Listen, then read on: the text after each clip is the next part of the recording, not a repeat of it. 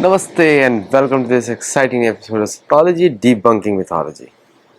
आज जो United Nations में बड़ा भयंकर मूवमेंट्स हुए, वी ऑल नो कि एस जयशंकर जी ने सेपरेटरी मीटिंग करी ग्लोबल साउथ के साथ। उसका इम्पोर्टेंस इतना ज़्यादा है ग्लोबल साउथ का, क्योंकि अमेरिका का जो रिलेशनशिप है या वेस्ट का रिलेशनशिप है ग्लोबल साउथ के साथ, वो है दादागिरी वाला, कॉलोनियल हिस्ट्री है। तो जो इंटेलिजेंस एजेंसीज हैं वेस्ट की, जिसको आप अदृश्य राज्य भी बोलते हैं, वो इतना दबा के रखते हैं, उन करप्शंस को फैलाया जाता है उन देशों में। और ये अभी से नहीं चल रहा है, ये चल रहा है, ये कॉलोनियल पीरियड से चल रहा है। अफ्रीका के सारी countries, most of them including south Africa, trade के थ्रू उनको बांध दिया जाता है। एक्सपोर्ट, टेक्नोलॉजी, इन्वेस्टमेंट, सेम जो नारा भारत को दिया जाता है वो उनके साथ भी किया जाता है। और साथ में एजुकेशन सिस्टम पूरी तरह कॉलोनाइज्ड है। तो उनके अंदर सिस्टम कैसे चलता है कि अगर उन्होंने सो इम्पॉर्टेंट चीज़ें हैं, मैं आपको कुछ उनके जो मैसेजेस हैं, और ये सारे जो मीटिंग्स हो रही हैं वो हो रही हैं ग्लोबल साउथ के लीडर्स से। जैसे श्रीलंका के साथ हुई एक मीटिंग, फिर यूरोपियन लीडर्स के साथ भी कुछ हुई, फिर लसोथो के साथ हुई, एफएम जो है वहाँ के, फिर उनकी मीटिंग्स हुई सुरीनाम के फॉरेन मिनिस्टर के साथ, फिर उनके मालदीव्स के फॉरेन मिनिस्टर के साथ मीटिंग हुई, फिर मॉरिशस के साथ, और उसके बाद उनकी मीटिंग हुई सोमालिया के फॉरेन मिनिस्टर के साथ, फिर सेंट लूसिया के फॉरेन मिनिस्टर के साथ उनकी मीटिंग हुई। तो ये छोटी छोटी कंट्रीज हैं, ये डिपेंडेंट है किसी न किसी पावर के ऊपर। भारतीय फॉरेन मिनिस्टर का प्रोएक्टिवली उनसे मिलना इट्स ए बिग डील। और ये सारी कंट्रीज जो हैं, they rely on imports from China small amounts में। अगर भारत उसके अंदर फोकस करता है, देन भारत के बहुत सारे एक्सपोर्ट्स इनको इंक्रीज हो सकते हैं। जैसे बोलते हैं ना, बूंद बूंद करके घड़ा भरता है, दैट्स व्हाट इट इज। और G20 में जो पहले नॉन अलाइंड मूवमेंट था, वो कभी भी सोवियत यूनियन या अमेरिका की फाइट में नहीं घुसना चाहता था। ये सारी वो कंट्रीज हैं, इनके साथ trade is a very lucrative option for India, because India के पास टेक्नोलॉजी लीडरशिप है इन सबके साथ। दूसरा, डिफेंस डील्स, क्योंकि एक बार आपके साथ इन सब की डिफेंस नीड्स भी हैं, and they can not rely on expensive products from the west और Russian products also. Russian product इतने एक्सपेंसिव नहीं होते, लेकिन they want something in the middle. वो थोड़ा more sophisticated than Russian. Russians भी बहुत सोफिस्टिकेटेड है बाय द वे, ऐसा नहीं है कि नहीं है, लेकिन इंडिया का थोड़ा एज है। फॉर एग्जांपल टाटा का व्हाट्सएप जो व्हील्ड आर्मर्ड पर्सन, और या फिर जो है भारत की मिसाइल्स रिलेटिवली चीपर, मतलब अमेरिकन से तो बहुत चीपर है, यूरोपियन से बहुत चीपर है। So they get European technologies in Indian prices. तो इसलिए उनको गन्स, SSS की गन्स और ये जो प्राइवेट सेक्टर की गन्स हैं, वो भी भारत से 20 कंट्रीज में भेजी जा सकती हैं, which is much more reliable and कभी कहीं तो बेटर देन अमेरिकन और वेस्टर्न। जैसे कि SSS की गन्स जो है बेटर देन अमेरिकन और यूरोपियन गन्स है, माना जाता है उसको। SSS भारतीय company, private company. Plus the Bharat forge, की जो गन्स हैं, they are also little bit better. तो ये मीटिंग्स इनके साथ जो डिप्लोमेसी लेवल पर है, और इन सब के वोट्स काउंट करते हैं यूनाइटेड नेशंस में। जब तक भारत यूनाइटेड नेशंस का पार्ट है, ऐसा कभी होने वाला नहीं है कि भारत यूएन को छोड़ दे, ऐसा कभी होने वाला नहीं है। और शायद भारत को यूएन छोड़ने में कोई फ़ायदा भी नहीं है। एक फोरम है, इसमें भारत एक हाई लेवल पे पार्टिसिपेट नहीं करेगा। पहले ही बताया था कि प्राइम मिनिस्टर मोदी जी वहाँ पे नहीं जाएंगे, ये राष्ट्रपति पुतिन भी नहीं गए, जी जिनपिंग भी नहीं गए, और भारत भी नहीं गया। तीनों मेजर प्लेयर्स नहीं गए। साउथ अफ्रीका लीडरशिप है कि नहीं है, आई डोंट नो। ब्राज़ील है कि नहीं है, ब्राज़ील के लूला को मैंने अभी तक तो देखा नहीं है। और इन सब कंट्रीज़ के साथ साउथ अमेरिका, एशिया पैसिफिक, तो इनके साथ भारत की मीटिंग, फॉरेन मिनिस्टर की मीटिंग इज़ वेरी इंपॉर्टेंट। तो तो जयशंकर और मार्को रूबियो के बीच में जो मीटिंग्स हुई, वो काफ़ी यूनिक मीटिंग्स थी। इसमें भारत ने अपना पोजीशन रखा, और आई थिंक जो एक कंसेंसस बना है कि you can not force India for the trade deal, तो पीरियड है वो, तो भारत तो ट्रेड डील करेगा ही। और मेरे हिसाब से, आई एम टोटली रॉन्ग, जो H1B वीज़ा का इशू है और रेसिज्म का जो इशू है उस पर भी बात की गई। तो उसको भी पॉइंट किया गया कि इंसिडेंट्स आर इंक्रीजिंग। 633 डेथ्स जो कंपाइल की गई हैं ministry of external affairs ministry के द्वारा, प्लस जो एक इंसिडेंट हुआ था जिसको किसी भारतीय की गर्दन काट के उसको फेंका गया था, तो that is also being discussed. ऐसा मत सोचिए कि वो सब डिस्कस नहीं हुआ है। और डिफेंस कोऑपरेशन में राजनाथ सिंह का तो बड़ा क्लियर स्टेटमेंट है इस समय कि we are looking at strategic autonomy. Means हमको ना इंजन चाहिए, ना आपका टेक्नोलॉजी चाहिए, ना आपके प्लेन्स भी नहीं चाहिए। शायद हो सकता है फ्यूचर में भारत जो है C-17 टाइप के प्लेन्स खुद ही बनाए, ऐसा भी हो सकता है। तो उस एरिया में भी बात चल रही है। और क्योंकि भारतीय जो डिज़ाइनर्स हैं, भारतीय कंपनीज हैं, कुछ हद तक फेल भी हुई हैं because of for various reason, wrong dependence, wrong partner, जो भी हो सकता है, होता है। प्रोजेक्ट्स, बड़े बड़े प्रोजेक्ट्स में ऐसा होता है बिकॉज मैं बड़े प्रोजेक्ट्स मैंने देखे हैं and they do get delayed for many reasons not in our control. तो किसी को ब्लेम नहीं दे सकते इन सब स्ट्रेटेजिक ऑप्शंस पे, बट यस, टेक्नोलॉजी डिनाइल भी होता है और भी बहुत सारे फैक्टर्स हैं। तो ओवरऑल वेरी पावरफुल मीटिंग। उससे अमेरिका भी थोड़ा सा घबरा गया है एक तरीके से देखा जाए तो घबराया किस तरह है कि भारत के प्रधानमंत्री तो आए नहीं और ट्रम्प की स्पीच एकदम बकवास। उसने यूरोपियन लीडर्स को बुला दिया कि hell, your countries are like hell. अब उसको अमेरिका के बारे में शायद मालूम नहीं, अपने देश के बारे में मालूम नहीं। अमेरिका में इस समय पावर्टी एक नए स्केल पे पहुंचने वाली है। अमेरिका का फाइनेंशियल सिस्टम एक्सप्लोड होने वाला है एक तरीके से, और दूसरी कंट्रीज को हेल्प बुला रहे हैं। और यहाँ पे करेंसी के बारे में जो बात हो रही है, जो बैंक्स के अंदर बात हो रही है, टोटली एक डिफरेंट लेवल ऑल टुगेदर। समझ में नहीं आ रहा है कि इसको किस तरह आप एक्सप्लेन करेंगे, लेकिन दूसरी कंट्रीज को हेल्प बुलाया। कि देखिए ट्रम्प का कमजोरी क्या है कि वो नार्सिसिज्म में है, मतलब उसको सिर्फ अपने अलावा कुछ दिखाई नहीं देता है। वो सोचता है कि वही अमेरिका है और अमेरिका ही वही है, और धीरे धीरे उसी के सपोर्टर्स क्वेश्चन पूछ रहे हैं जो कि एप्स्टाइन फाइल से कनेक्टेड थे। उस समय बात पूछ रहे हैं कि भाई व्हाट इज़ देयर, लेकिन FBI ने तो उसको ग्रीन चिट दे दी है और इसके बारे में जो भी बात करेगा उसके ऊपर you can not talk openly. दूसरा, पेंटागन में अब स्पेशल अप्रूवल लेना पड़ेगा जर्नलिस्ट को भी for the declassified information, unclassified information के ऊपर। क्लासिफाइड की बात छोड़ दीजिए, अनक्लासिफाइड के ऊपर। तो अब तो वो they are curtailing the media का फ्री स्पीच। आपने देखा ही होगा इंसिडेंट कि जो ट्रेलर, जो एस्केलेटर था बंद हो गया, प्लस जो उसका टेलीप्रॉम्प्टर था वो भी बंद हो गया। तो उस पर भी एक इन्वेस्टिगेशन बिठाई गई है। तो total disaster day for Trump के लिए। लेकिन और भी बड़ा एम्बेरसमेंट था जब फ्रेंच प्रेसिडेंट को ट्रम्प के मोटरकेड की वजह से पैदल जाना पड़ा अपने होटल, क्योंकि उसकी कार्स नहीं चल रही थी।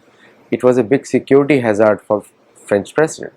क्योंकि फ्रेंच प्रेसिडेंट के लिए शायद मुझे लग रहा है कि अगली बार कोई आएगा ही नहीं यूनाइटेड नेशंस में। I don't think so anyone will come to United Nations to visit United Nations. और शायद अमेरिका भी इस तरह चाहता है कि अब यूनाइटेड नेशंस से इंटरनेशनल ऑब्लिगेशंस में वो नहीं रहना चाहता किसी भी। उसको एक छोटा सा अपना एंग्लो सैक्सन क्रिश्चियन कंट्री बनाना है और उसी में सब लोग साथ में रहेंगे।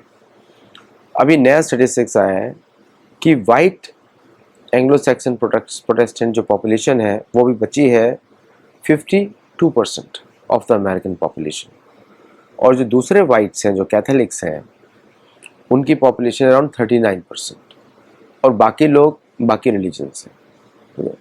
तो इट्स ए वेरी चैलेंजिंग, क्योंकि अभी तक क्या होता था कि पावर जो थी प्रोटेस्टेंट्स के हाथ में रहती थी। मुझे लग रहा है कि इक्वल होती जा रही है विद दिस इमिग्रेशन, और उसमें वो धीरे धीरे it will become almost like Catholic versus Protestant. और इस पे तो लड़ाई हुई थी, पूरी कॉलोनियल लड़ाई। तो कॉलोनियल लड़ाई में यही था, कैथोलिक्स वर्सेस प्रोटेस्टेंट्स, और दोनों के बीच में जम के लड़ाई हुई, church of England versus Vatican. और वैटिकन ने जिस तरह इंटरफेयर किया है अमेरिकन पॉलिटिक्स में, किसी ने भी उतना नहीं किया है। और जितना भी वायलेंस आप देखते हैं स्ट्रीट्स के ऊपर, ये इन्हीं दो फैक्शंस की लड़ाई है। क्योंकि कैथोलिसिज्म में जो है ट्रांसजेंडर और ये सब एक्सेप्टेड है, जो प्रोटेस्टेंट है उसमें एक्सेप्टेड नहीं है। तो जितने भी इंसिडेंट्स है ये वो उसी रिलीजन के हिसाब से आप देखें तो आपको समझ में आएगा कैसे होता है। इंडिया का स्टैंड बड़ा क्लियर है। इंडिया का स्टैंड है कि we will maintain our strategic autonomy. अगर आप यूनाइटेड नेशंस की स्पीचेस देखें तो टर्की ने वापस कश्मीर का मुद्दा उठाया, वो कश्मीर कितना भी उठा ले कुछ होने वाला नहीं है। और ऑलरेडी ये जो कश्मीर इशू है, पैलेस्टाइन इशू है, ये वेस्टर्न मीडिया का क्रिएशन, इसका एक्चुअल ऑन द ग्राउंड कोई संबंध नहीं है। ऑन द ग्राउंड मैं आपको बताता हूँ, पैलेस्टाइन में Palestinians are totally dependent on Israeli medical supplies. In fact Israeli hospitals regular treatment करते हैं पैलेस्टीनियंस का। और कश्मीर का भी इशू जो है वो नॉन एग्जिस्टेंट है। मैं उसका डेटा आपको बताता हूँ, जो मैंने ट्वीट भी किया था उसको। जैसे कि 5 लाख हिंदू सिख फैमिली जो है, पिछले 10 दिन की बात कर रहा हूँ, कश्मीर में 5 लाख सिख हिंदू फैमिली कश्मीर के डोमिसाइल बने। और उमर अब्दुल्ला, महबूजा, सारे जो ऑफिशियल पर्क्स हैं छीन लिए गए। फिर कश्मीर से सारी जो यूनिवर्सिटीज़ थी, including Jammu and Kashmir national law university, से उसका कंट्रोल हटा दिया गया। और सनातनी श्राइन्स के ऊपर से कंट्रोल हटा दिया गया। और जो एनक्रोचर्स थे, जो सनातनी और हिंदुओं ने पीछे छोड़े थे 1990 में, उनको नोटिस भेज दिए गए। और जो कश्मीर सीएम का जो यूनिवर्सिटी अफेयर्स में इम्पैक्ट 0 कर दिया गया, ताकि नो जेन जी प्रोटेस्ट ना। और लीगल प्रोटेक्शन ग्रांटेड जो एंटी नेशनल्स को किया गया था 42 साल पहले बाय अब्दुल्ला गवर्नमेंट, तो उसको रिवोक कर दिया गया है। तो पब्लिक सेफ्टी एक्ट 1978 के अंतर्गत अभी उनको दिया जाएगा। So anybody can be gelled outside. और सेक्रेटरीट मूवमेंट अब बंद कर दिया गया है जम्मू टू कश्मीर, और ऑल सेक्रेटरीट जो है सिर्फ जम्मू में ही चलेंगी। और इसके बाद सारी जो फैसिलिटीज़ हैं फारूक, उमर, आज़ाद, महबूबा, इंक्लूडिंग अकोमोडेशन और व्हीकल से ले लिए गए वापस। तो ऑल यूनिवर्सिटीज़ जो है कश्मीर, जम्मू कश्मीर में सेंट्रल के द्वारा कंट्रोल्ड है। और करिकुलम उसमें मॉडिफाई किया जा रहा है away from being Kashmir centric. ये सब चल रहा है, ऑलरेडी चल रहा है। तो और अभी लोकल एडमिनिस्ट्रेशन को पावर दे दी गई है कि लोकल जो एनक्रोचर्स हैं हिंदुओं की प्रॉपर्टी के, उनको निकाल दिया जाए। गोल्फ कोर्सेज, टूरिस्ट डेवलपमेंट, वो सीधा न्यू दिल्ली के कंट्रोल में आ गए। और वारंट ऑफ प्रेसिडेंस में जम्मू एंड कश्मीर का जो सीएम है उसको नंबर 15 पे रखा गया, पहले 7 पे था, 15 पे आ गया। वक्फ बोर्ड जो जे के सीएम लगाते थे वो भी हटा दिया गया। और कश्मीरी आईएएस ऑफिसर्स अभी उनको बाकी दूसरी जगह पोस्ट किया गया है। और मतलब कि ये लैंड बैंक्स ऑफ कनाल्स और जो डिस्ट्रिक्ट्स में कश्मीर में था, नॉन स्टेट सब्जेक्ट्स कर दिया गया in the name of investment and industry. जबरदस्त एक्शन। तो पैलेस्टाइन जो था वैसे भी ग्रीक नेम है, मुसलमानों का एक बनाया हुआ था, क्योंकि लोकल अरब से कोई सपोर्ट करते नहीं है।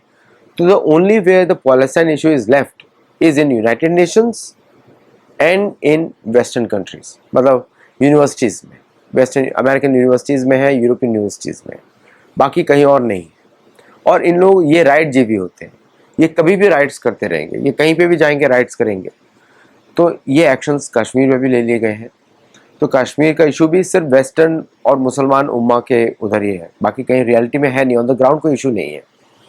तो ये सब अमित शाह जी ने किया है इन लास्ट 10 डेज।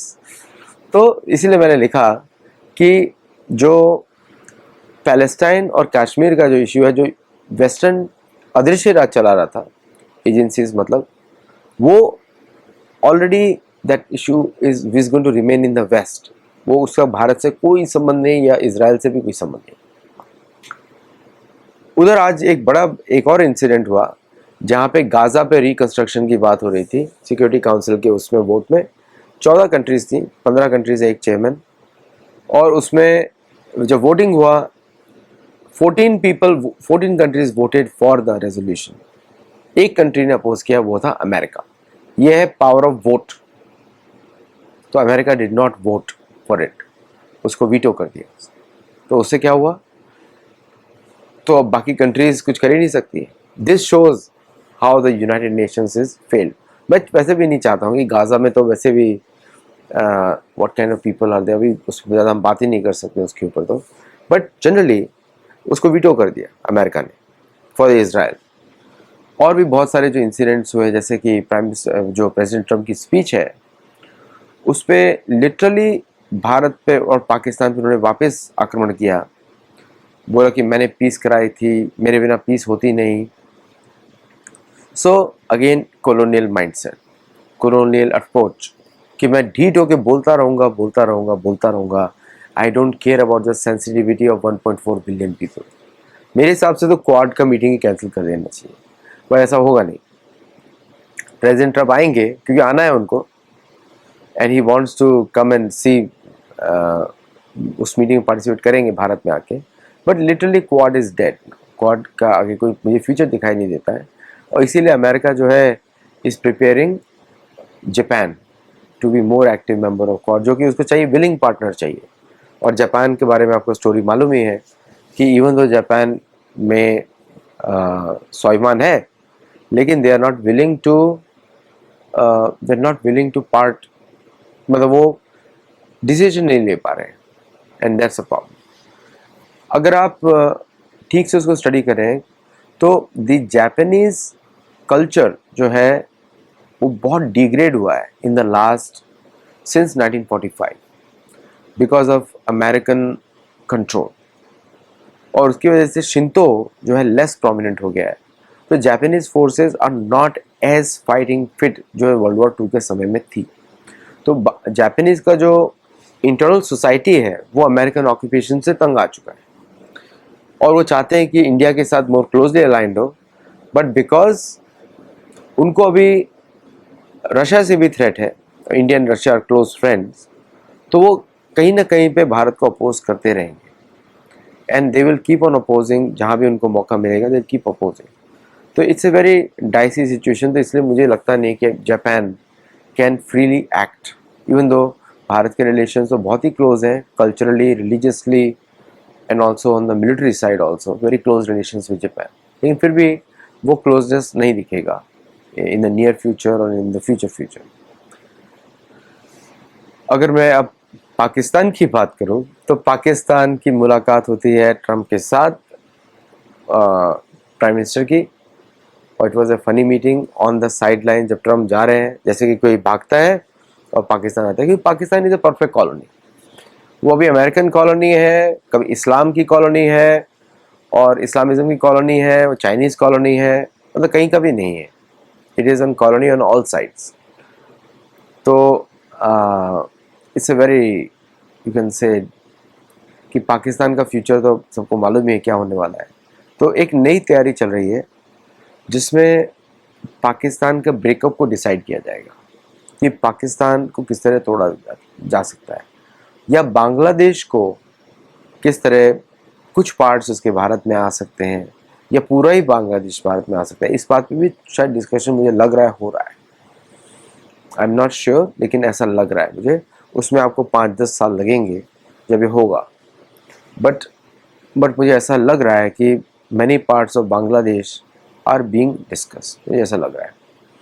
क्योंकि वहाँ पे मैं आपको बताता हूँ क्यों मुझे ऐसा लग रहा है कि जब भी ग्लोबल साउथ का मीटिंग्स हो रहा है या अमेरिका के साथ जो मीटिंग्स हो रहा है, उसमें मार्को रूबियो ने जो बांग्लादेश का जो प्लान बताया, बांग्लादेश के बारे में डिस्कस किया गया है कि किस तरह बांग्लादेश जो है needs some help in trade. तो भारत का ऑप्शन बड़ा क्लियर है कि अगर आपकी सरकार वहाँ पे जाती है Yunus, then we can discuss something open, लेकिन हमको अपना सिलीगुड़ी कॉरिडोर में हिंदू मेजोरिटी एरियाज हमको चाहिए। शायद इस बारे में डिस्कशन के पॉइंटर्स हैं, but we don't know exactly. But Chittagong तो वैसे भी हिंदू मेजोरिटी था, कॉक्स बाज़ार, चिटागोंग, तो वो सब एरियाज पे भारत का डिस्कशन हो सकता है। और अगर हम देखें इसको, पूरा जो मिलिट्री पोस्चर है अमेरिका का इन वेनेजुएला, सरप्राइजिंगली उस पर कोई डिस्कशन नहीं हुआ यूनाइटेड नेशंस में, जबकि वेनेजुएला पे डिस्कशन होना चाहिए, किसी कंट्री को मूव करना चाहिए था वेनेजुएला के ऊपर जो अमेरिका की जो ब्लॉकेड है, बिकॉज जो ट्रम्प अक्यूज कर रहा है यूनाइटेड नेशंस को डिसफंक्शनल, वो is because of USA. United Nation is dysfunctional because of USA, तो why he will not acknowledge it? तो overall fun, very busy day at UN, और मैंने जितना भी स्टडी किया उसको, बट यूनाइटेड नेशंस का meetings are practically useless meetings, उसका कोई वैल्यू नहीं है, क्योंकि जो भी परमानेंट 5 है कुछ भी वीटो कर सकता है। मीन्स इट्स लाइक हमने बनाया है, हम किसी को वीटो कर देंगे, तो rest of the world is not important. तो यूनाइटेड नेशन से मेरे को ऐसा लगता है कि global south is more important, और यूनाइटेड नेशन कोई वैल्यू नहीं है, उसमें 5 कंट्रीज कैन वीटो एवरीथिंग। तो सारी दुनिया को रिजाइन कर देना चाहिए, everybody should resign except the 5 countries. United Nations should become only 5 permanent members, बाकियों को जरूरत नहीं है वहाँ पे। So it's a funny scenario. 14-1 जो वोट था, इट्स नॉट अबाउट कि मैं चाहता नहीं था कि उसमें, बट इसे मैंने को पहले बताया था, यूनाइटेड नेशंस तो कॉलोनियल रूल को बढ़ाने के लिए रखा गया है। यूनाइटेड नेशंस बनाया इसीलिए गया ताकि ये यूरोपियन कंट्रीज जो कॉलोनियल लूट है उसको फिर भी मैनेज करते रहे। तो आपको लगता है कि 1945 में ख़त्म हो गया, लेकिन यूएन के बनने के बाद 45 में यूएन बना, 47 में भारत को आज़ादी दी। उनको मालूम था कि यूएन के थ्रू कंट्रोल करेंगे, और भारत ने यूएन को बहुत ज़्यादा ही सीरियसली ले लिया। इस तरह भारत के ऊपर कंट्रोल रखा through UNICEF, through UNHCR, HRC, जो भी ऑर्गेनाइजेशन है इनके, और जगह जगह पे रिपोर्ट्स देते रहे भारत के ऊपर, यूनिसेफ के थ्रू, यूनेस्को के थ्रू, और भारत को लगता था अरे वाह, कोलोनाइजेशन चलता रहा। तो देखेंगे 45 के बाद सबको आज़ादी दे दी उन्होंने। किसी को 47 में मिली, किसी को 48 में मिली, किसी को 49 में मिली, किसी को 50 में मिली, लेकिन सबको दे दी, बिकॉज उनको मालूम था once they part of the UN they will be controlled by big 5। Big 5 कौन से आपको मालूम ही है, US, UK, France, China, Russia, ये थे। तो एग्जैक्टली वही चल रहा है, और उसका कोई वैल्यू वैसे भी नहीं है। तो यूएन को बनाने के बाद सबको आज़ादी दिलवाई गई, सबको, लेकिन उसके बाद भी ब्रिटिश के पास 19 ओवरसीज टेरिटरीज है, including there colonies Canada, USA, Australia, New Zealand, बड़ी कॉलोनीज। और स्पेन के पास 4 एक्टिव कॉलोनीज हैं, बाकी सारे उनके जो देश हैं, स्पेनिश लैंग्वेज, स्पेनिश कल्चर, पूरा का पूरा साउथ अमेरिका उनका है। उनमें से एक कंट्री है पोर्चुगीज स्पीकिंग ब्राज़ील, उसके अलावा तो सब कुछ उनका है। पोर्चुगीज की 3 टेरिटरीज हैं डायरेक्टली ओन्ड बाय, और फ्रांस की 1 territory owned by the France, जो कि फ्रेंच गयाना है, which is in the south America में। वो उनका कंट्री है, वो तो ऑफिशियली टेरिटरी है उनका। अमेरिका की भी ओवरसीज टेरिटरीज हैं बहुत सारी, पुर्तो रिको, और भी बहुत सारे उनके मार्शल आइलैंड्स, ऐसे उनकी टेरिटरीज हैं।